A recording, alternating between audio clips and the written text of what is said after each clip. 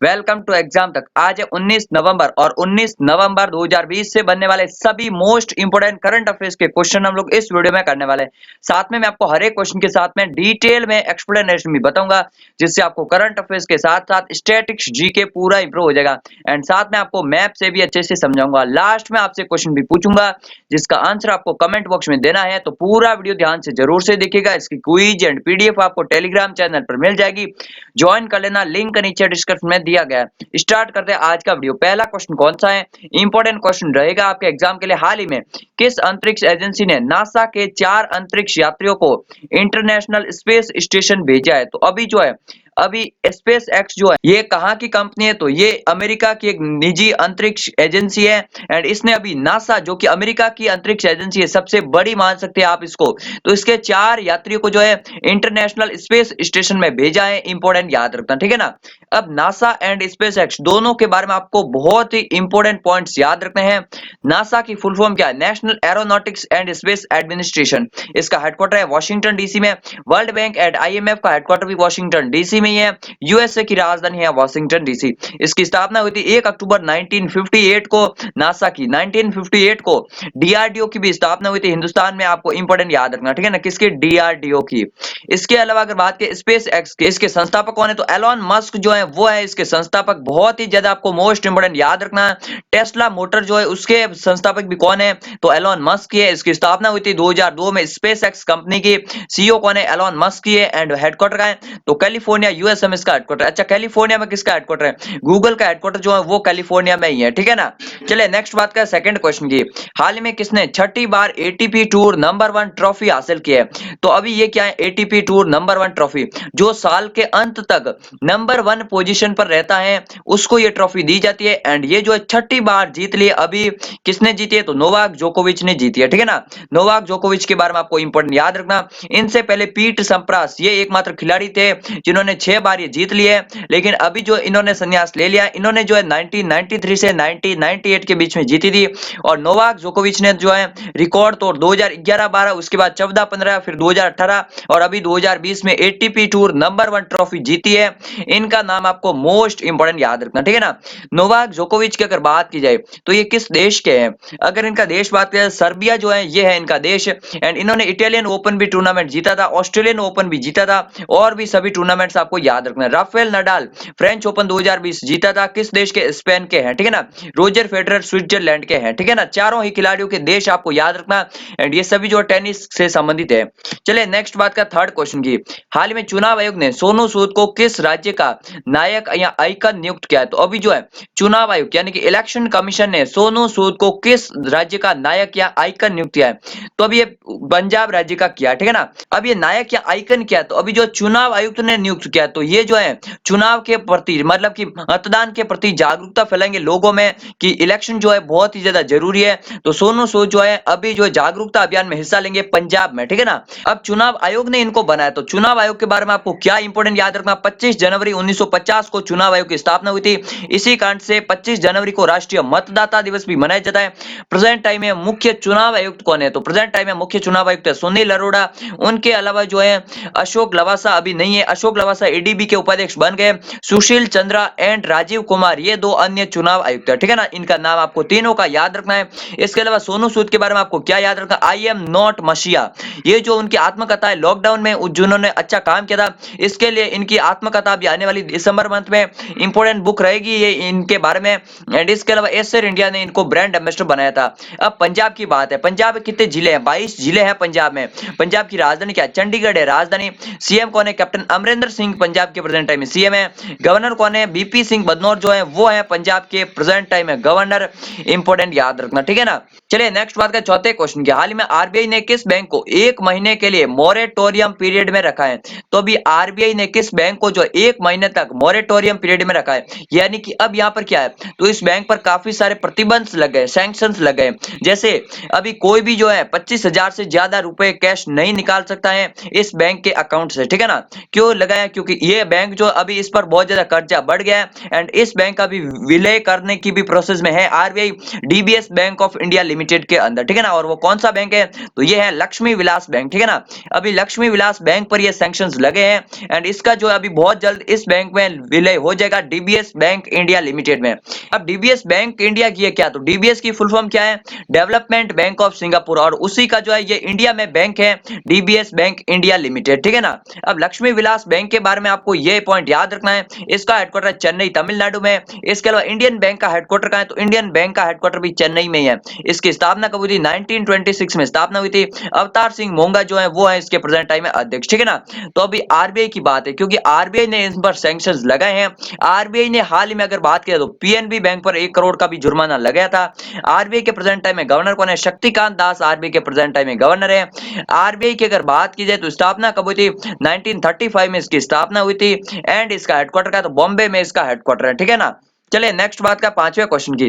Friends आगे बढ़ने से पहले मैं आपको बता दूं, जो मैंने जीके की प्लेलिस्ट में अलग अलग वीडियोस बना रखे हैं वो बहुत ही ज्यादा इंपॉर्टेंट है। जैसे कल ही एक वीडियो आया 2020 में प्रमुख पुरस्कार और सम्मान, तो ये सभी वीडियो भी आप लोग जरूर से देखिएगा, जिससे आपको जो जीके में टॉपिक बाय टॉपिक जो है जीके इंप्रूव हो सके, ठीक है ना। नेक्स्ट 5वां क्वेश्चन कौन सा है, हाल में इक्विटास स्मॉल फाइनेंस बैंक ने अपने नए प्रोडक्ट ईवा का ब्रांड एम्बेसडर किसे बनाया, तो अभी इक्विटास स्मॉल फाइनेंस बैंक, ये जो बैंक है इसने नया प्रोडक्ट लॉन्च किया ईवा। ईवा क्या होगा, ईवा जो है महिलाओं के लिए स्पेशली ये बचत खाते होंगे, सेविंग अकाउंट्स होंगे महिलाओं के लिए, ठीक है ना। तो उनके लिए जो है अवेयरनेस फैलाने के लिए ब्रांड एम्बेसडर बनाया स्मृति मंदाना को। स्मृति मंदाना का नाम आते ही आपके दिमाग में क्या आना चाहिए, प्ले स्पोर्ट का ब्रांड एम्बेसडर भी जो स्मृति मंदाना एंड भुवनेश्वर कुमार को बनाया था वो आपको याद रखना, ठीक है ना। एंड स्मृति मंदाना जो है महिला क्रिकेटर है। अब इक्विटास स्मॉल फाइनेंस बैंक की बात है, इसके अध्यक्ष है अरुण रामनाथन। बैंकों के अध्यक्ष इतना इंपॉर्टेंट नहीं है, मेन बैंकों के अध्यक्ष याद रखने हैं। इसके अलावा अगर बात की इनका हेडक्वार्टर, ये सब याद रखना, ठीक है ना। तो चेन्नई में इसका हेडक्वार्टर है, चेन्नई में और किसका हेडक्वार्टर है, लक्ष्मी विलास बैंक का ऊपर मैंने आपको बताया एंड इंडियन बैंक का हेडक्वार्टर भी चेन्नई में ही है, ठीक है ना। चलिए नेक्स्ट बात का 6ठे क्वेश्चन की। हाल में वर्ल्ड इकोनॉमिक फोरम ने जारी की 36 स्मार्ट सिटी रोड मैप में कितने भारतीय शहर शामिल है, तो अभी जो वर्ल्ड इकोनॉमिक फोरम यानी कि WEF ने जारी किया 36 स्मार्ट सिटी रोड मैप, यानी कि स्मार्ट सिटी किस तरह से होने चाहिए उनके रोड मैप के तौर पर ये 36 शहरों को शामिल किया गया। इसमें जो G20 शिखर सम्मेलन हुआ था उससे जो है 22 अलग अलग देशों से जो है ये 36 शहर चुने गए, जिसमें भारत के 4 शहर शामिल किए गए। कौन से 4 शहर है वो भी मैं आपको बताऊंगा। अब यहाँ पर अगर बात की जाए तो हैदराबाद, इंदौर एंड फरीदाबाद, बेंगलोर, ये 4 शहर है जिनको इसमें शामिल किया, इंपॉर्टेंट याद रखना। अब अगर वर्ल्ड इकोनॉमिक फोरम की बात की तो इसकी स्थापना हुई थी 1971 में जनवरी में, ठीक है ना। इसका हेडक्वार्टर का है तो जेनेवा स्विट्जरलैंड में इसका हेडक्वार्टर है। वर्ल्ड इकोनॉमिक फोरम के बारे में आपको क्या याद रखना, इसमें जो है वर्ल्ड इकोनॉमिक फोरम की जो बैठक हुई थी उसमें दीपिका पादुकोण को क्रिस्टल अवार्ड मिला था, वो इंपॉर्टेंट याद रखना। इसके अलावा आपको साल कैसे याद रखो, जैसे आप लोग साल भूल जाते हैं तो 1971 में और क्या हुआ था, 1971 में इंडिया पाकिस्तान वॉर हुआ था। इसके अलावा जो है जब इंडिया पाकिस्तान वॉर हुआ तो उस समय आपातकाल भी लगा था, इंदिरा गांधी प्राइम मिनिस्टर थी, ठीक है ना। तो इसी तरह से आपको एक डेट से दूसरी डेट को रिलेट करके याद करना है ताकि आपको अच्छे से याद हो जाए, ठीक है ना। चलिए नेक्स्ट बात का 7वें क्वेश्चन की। हाल में किस देश के अंतरिम राष्ट्रपति मैनुअल मैरिनो ने इस्तीफा दे दिया, तो कड़े विरोध के बाद जो है यहाँ के अंतरिम राष्ट्रपति थे मैनुअल मैरिनो एंड इन्होंने इस्तीफा दे दिया है। ये किस देश के राष्ट्रपति थे, ये थे पेरू देश के राष्ट्रपति, ठीक है ना। पेरू कहां पर है, तो दक्षिण अमेरिका महाद्वीप में स्थित एक देश है एंड इनके राष्ट्रपति थे अभी मैनुअल मैरिनो, जिन्होंने हाल ही में इस्तीफा दे दिया। पेरू की राजधानी क्या है, लीमा है पेरू की राजधानी। पेरू की मुद्रा क्या, तो पेरू सोल जो है वो है यहाँ की मुद्रा। सभी देशों की राजधानी, मुद्रा, ये सब जो है ना स्टैटिक्स जीके के टॉपिक आते हैं एंड ये सब आपके सभी एग्जाम्स के लिए Delhi police, SSC, banking, railway, PCS, airforce, navy, इन सब एग्जाम के लिए बहुत ज्यादा इंपॉर्टेंट होते हैं एंड ये सब आपको स्टैटिक्स जीके वगैरह जो है ना करंट अफेयर्स के वीडियो में कवर हो जाएगा। तो डेली करंट अफेयर्स का वीडियो जरूर देखिए एंड वीडियो देखने के साथ साथ चैनल को सब्सक्राइब जरूर कीजिए। आप में से जितने भी लोग देखते हैं उन्होंने 50% लोगों ने सब्सक्राइब नहीं किया हुआ है, ये यूट्यूब के एनालिटिक्स में मैंने कल चेक किया है, तो आप लोग सब्सक्राइब जरूर कीजिए, ठीक है ना। अब अगर बात किया चिली की, तो चिली की राजधानी क्या है? सैंटियागो है चिली की राजधानी। अर्जेंटीना की राजधानी कौन सी है? तो अर्जेंटीना की राजधानी है ब्यूनस आयर्स। एंड लेबनान की राजधानी क्या है? बेरूत है लेबनान की राजधानी, जहां के प्रधानमंत्री भी 3 बार चेंज हो चुके हैं अभी हाल ही में, ठीक है ना। अब पेरू के अगर मैप में मैं आपको बताऊं, तो ये पूरा दक्षिण अमेरिका महाद्वीप, मैंने बड़ा स्क्रीनशॉट इसीलिए खींचा है ताकि आपको अच्छे से सब कुछ याद हो, ठीक है ना। ये भूमध्य रेखा है, ठीक है ना। कौन सी रेखा है? भूमध्य रेखा। एंड यहाँ पर दक्षिण अमेरिका महाद्वीप में अगर बात की जाए तो कौन सी नदी बहती है? अमेजन नदी बहती है, एंड विशेषकर ब्राजील देश में बहती है, ठीक है ना। ब्राजील जो है ब्रिक्स का भी मेंबर है, एंड ब्राजील यहाँ का सबसे बड़ा देश है, ठीक है ना। यहाँ के अगर देशों की बात की, ये है पेरू देश, आप लोग देख सकते हैं यहाँ पर, ये पेरू देश बना हुआ है, ठीक है ना। एंड इसके अलावा ये चिली देश जो है ना, पतला सा, यहाँ पर बहुत ही लंबे जगह पर फैला हुआ है, ये है अर्जेंटीना। इसके अलावा अगर बात की दक्षिण अमेरिका महाद्वीप की, तो पंपास घास के मैदान जो है ये कहां पर पाए जाते हैं? तो ये जो है दक्षिण अमेरिका महाद्वीप में ही पाए जाते हैं, एंड स्पेशली अगर बात की तो अर्जेंटीना देश से में पाए जाते हैं, ठीक है ना। चलिए नेक्स्ट बात का 8वें क्वेश्चन की। हाल ही में काकोपा तोता को किस देश को बर्ड ऑफ द ईयर 2020 चुना गया? तो अभी काकोपा तोता, ये जो तोते की एक प्रजाति है जिसका नाम है काकोपा, ठीक है ना। तो अब इसको बर्ड ऑफ द ईयर 2020 चुना गया, ये है न्यूजीलैंड का, ठीक है ना। अब इसको क्यों चुना है, पहले तो मैं आपको इसकी इमेज बता दूं। ये इस तरह का ये पक्षी होता है, एंड इसको जो है क्यों चुना है, ये जो है विश्व का सबसे बड़ा एंड सबसे लंबे समय तक जीवित रहने वाला पक्षी है। ये उड़ भी नहीं सकता, ठीक है ना। ये उड़ता नहीं है, पक्षी है लेकिन उड़ता नहीं है, इसीलिए जो है घास के अंदर ही घोंसले बनाते हैं, एंड ये विलुप्त होने वाली प्रजातियों में से एक है। अभी इसको जो है 200-300 की संख्या में ये सिर्फ बचे हैं। एंड कहां पर बचे? तो ये न्यूजीलैंड के कुछ चुनिंदा द्वीपों पर ही बचे हैं, ठीक है ना। तो इसीलिए जो है इनको बर्ड ऑफ द ईयर 2020 चुना गया है। ये न्यूजीलैंड से है, ठीक है ना। इनको जो है 2008 में भी पहले बर्ड ऑफ द ईयर चुना गया था। अब न्यूजीलैंड की बात है, न्यूजीलैंड के प्रधानमंत्री कौन है? जेसिंडा अर्डन है न्यूजीलैंड की प्रधानमंत्री। बहुत ही ज्यादा इंपॉर्टेंट, याद रखना, दूसरी बार ये प्रधानमंत्री बनी है। एंड यहाँ पर इलेक्शन कितनी बार होता है? तो 3 सालों में यहाँ पर इलेक्शन होते हैं। अमेरिका में 4 साल बाद होते हैं, एंड हमारे यहाँ पर 5 साल बाद होते हैं, ठीक है ना। तो तीनों का आपको सीक्वेंस याद रखना, क्योंकि अभी जो है यहाँ पर तीनों में इलेक्शन हुए हैं, इसीलिए याद रखना। राजधानी क्या है? तो वेलिंगटन है न्यूजीलैंड की राजधानी। अच्छा, वेलिंगटन एक द्वीप भी है, कहां पर है? तो इंडिया के केरला में है, वेम्बनाड झील के अंदर, ठीक है ना। वहां पर इंडिया का सबसे छोटा एनएच जो है NH-47A, वो वहां पर है वेलिंगटन द्वीप में, और ये वेलिंगटन शहर है न्यूजीलैंड में। न्यूजीलैंड की मुद्रा क्या? तो न्यूजीलैंड डॉलर जो है वो है यहाँ की मुद्रा, इंपोर्टेंट याद रखना, ठीक है ना। चलिए नेक्स्ट बात करते हैं 90 क्वेश्चन की। हाल में किस राज्य में सबसे ज्यादा लिंगानुपात दर्ज किया गया? तो अभी जो सबसे ज्यादा लिंगानुपात किस राज्य में दर्ज किया गया, ये क्या है? तो मैं आपको बता दूं, अगर 2011 की बात की तो सबसे ज्यादा कहां पर है? तो सबसे ज्यादा जो है केरल में, आप सबको पता ही होगा 2011 की जनगणना के अनुसार। एंड केंद्र शासित प्रदेश में पुडुचेरी में सबसे ज्यादा 1084 समथिंग है, ठीक है ना। लेकिन यहाँ पर क्या है, अभी एक 2018 की एक रिपोर्ट के अनुसार, ये अभी जो है लेटेस्ट अगर बात की जाए, तो अरुणाचल प्रदेश में सबसे ज्यादा लिंगानुपात दर्ज हुआ है, 1085 यहाँ पर लिंगानुपात है, इंपोर्टेंट याद रखना। सेकंड नंबर पर कौन सा रहा? तो नागालैंड रहा है सेकंड पे, मिजोरम रहा है थर्ड पे, एंड सबसे लास्ट में मणिपुर रहा है नॉर्थ स्टेट का ही। तो चारों स्टेट नॉर्थ स्टेट के हैं। ये जो 2018 से एक रिपोर्ट बनी थी जो हाल में प्रकाशित हुई है, तो ये भी आपको इंपोर्टेंट याद रखना। बाकी अगर बात की 2011 की जनगणना के अनुसार, तो केरला टॉप पे, एंड हरियाणा जो है सबसे लास्ट में है। लेकिन अभी जो ये रिपोर्ट आई है सिर्फ, एंड यहाँ पर जो अरुणाचल प्रदेश टॉप पे रहा है, एंड मणिपुर जो है सबसे लास्ट में रहा है। बाकी 2021 की जनगणना भी अभी होने वाली है। जनगणना की अगर बात की तो 1872 से इंडिया में शुरू हुई, लॉर्ड मेयो के काल में। बाकी 1881 से जो है रेगुलर स्टार्ट हुई, ठीक है ना। मतलब दशकीय जनगणना जो है वो 1881 से शुरू हुई इंडिया में। तो दोनों ही साल आपको याद रखना, 1872 से जनगणना शुरू हुई और 1881 से नियमित तौर पर दशकीय जनगणना शुरू हुई।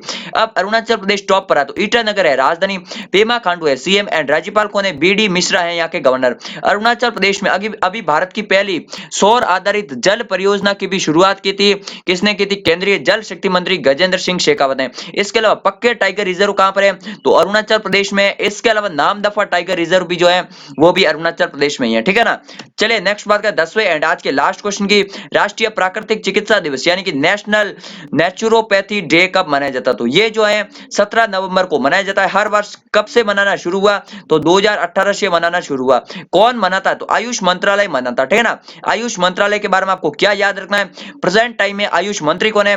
तो श्रीपद येसो नाइक जो है वो है प्रेजेंट टाइम में आयुष मंत्री, इंपोर्टेंट याद रखना है। अब ये तीसरा ही था राष्ट्रीय प्राकृतिक चिकित्सा दिवस, नेशनल नेचुरोपैथी डे, ठीक है ना। चलिए अब मैं आपको कल के सवाल का आंसर देता हूं, आज का क्वेश्चन पूछता हूं। कल मैंने क्वेश्चन पूछा था, अंतरराष्ट्रीय बाल शांति पुरस्कार 2020 से किस देश को मिला? तो ये जो है बांग्लादेश के हैं सादत रहमान, इनको ये मिला है, इंपोर्टेंट याद रखना। ये कौन देता? तो किड्स राइट नामक की एक नीदरलैंड की की संस्था है जो देता है इंपॉर्टेंट, याद रखना, ठीक है ना। अब आज का क्वेश्चन कौन सा है, तो किस खाड़ी देश ने 10 वर्षीय गोल्डन वीजा को जारी रखने की घोषणा की है, उस खाड़ी देश के बारे में आप नाम याद रखिए।